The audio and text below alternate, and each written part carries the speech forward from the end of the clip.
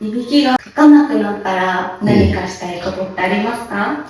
俺もっと横で寝てやりたいな。おー！今、もう、寝る時必ず分かれて寝るんで、横行っても、ちょっと寝落ちしたらもうすぐうるさいって言って、もうどっか蹴ってくれるんで、ちょっと長距離運転もできるんだなと思ったんで。